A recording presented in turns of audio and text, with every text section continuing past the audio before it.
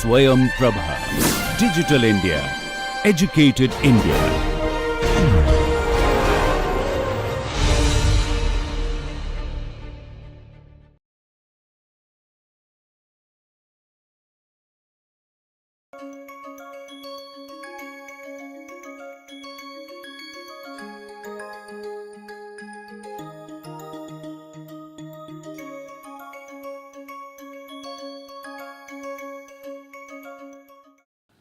Now we will look at this classification in a little more detail. So first generation of the Indian workforce which who were born between 1945 to 1960, they constitute the 20% of the India's active workforce. Their entry into workforce happened during the 60s and 70s. Please think about what are the most defining moments during that time when people were growing up in the 60s in India. So that was the time of major food crisis in India. That was the time when green revolution just started. Invasion of the China was a major crisis of that time. East Pakistan was formed.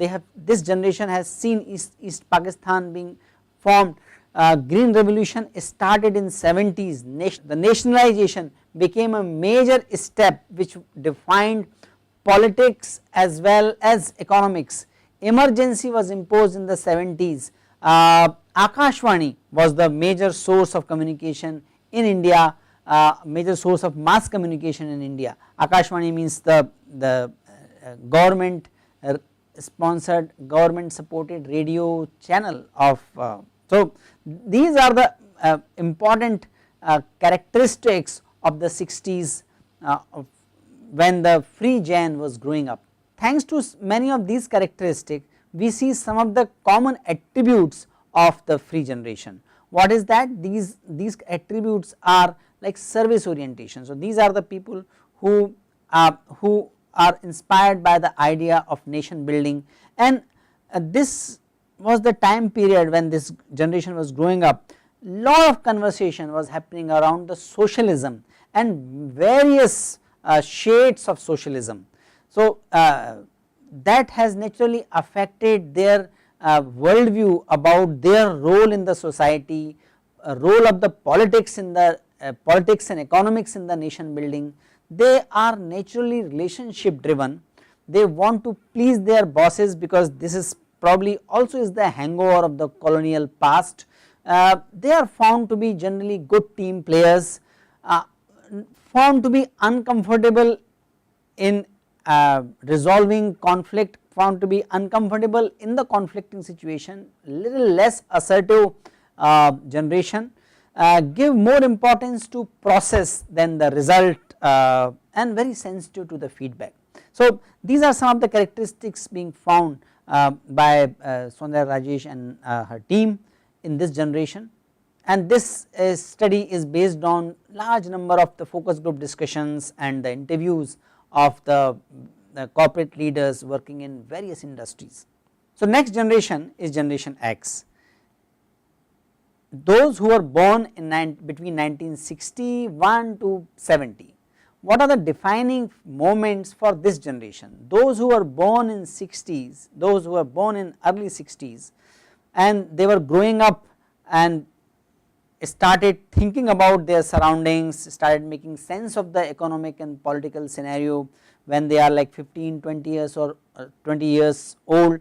They are the people in their, they were the people in their 20s in the decade of 80. That decade is remarkable in terms of the multiple shades of the socialism being discussed in India. That is also a time when the reservation was implemented, the caste based reservation in the educational system and the jobs actually enhanced. Mandal Commission recommendations were implemented. That is also a time when serious challenges were thrown to the Congress party. That was the time when India started growing little faster. So the late 80s were the slow period of the growth, the rate which is called the Hindu rate of growth. during this time the growth rate increased little bit. India was kind of getting acceptance as a nuclear power, this generation has seen that, and women in India made remarkable progress during this time. So that was the beginning of the recognition of women power in India. The major characteristic of the generation X are that they are adaptable. Probably the bureaucratic system of India and the license Raj of India was still there for this generation, and they had to maneuver their path in that scenario. So they are more adaptable, more pragmatic, because the growth opportunity started during this time. Technology became, starting from the telephony to other technologies, became more prominent in the society.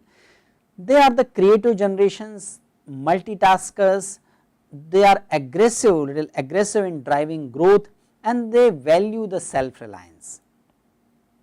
Gen E are the people who are born in the decade of 71 to 80, and that account for 29% of the workforce. This generation has very clearly seen the liberalization, globalization, fast economic growth when they were growing up, when they entered the workforce. In the late 90s, when India conducted the Pokhran atomic explosion, that was an incident where India was accepted after few months of this incident. This is the generation which has looked at liberalization, globalization, and fastest economic growth. In the 90s, India conducted the second atomic test in Pokhran at the time of the Prime Ministership of Atal Bihari Vajpayee, and within few months or years India was accepted as a responsible nuclear power. So this generation has seen the change of India being more powerful, more assertive, more promising country in terms of the economic growth. We will see the people who are born in this generation, many of them are now leading the corporations across the world, means Google, Microsoft, Stanchart, many organizations. There are at least 30% of the CEO of Fortune 500 companies are being led by India born leaders. So most of these people belong to Gen E. They have seen technological revolution. This is also a time when large number of students, large number of boys and girls coming from lower middle class or middle class families, with the thanks to the emerging recognition and power of India in the software industry, they started working in large number of multinational corporations. They went out of country and they have seen the financial economic prosperity which their parents have not seen. So this is the generation where people have seen the economic prosperity, particularly those people who, so this is the generation where people coming from lower middle class or middle class income group have seen the economic prosperity. So this is the time of the rising middle class and their global exposure.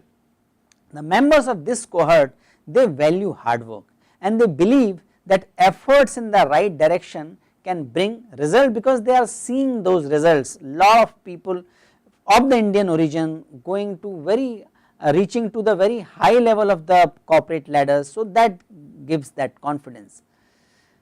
Gen E naturally have this attributes of growth orientation, their global thinking became prominent, that started coming with more ease in this generation. They are more techno savvy, they have become more environmentally conscious, because this is the time when worldwide the conversation about the sustainable development became popular. They focus on education because large number of people have seen the power of education, maybe as entrepreneur, maybe as a technology entrepreneur, maybe as technocrat, in all these categories which are like major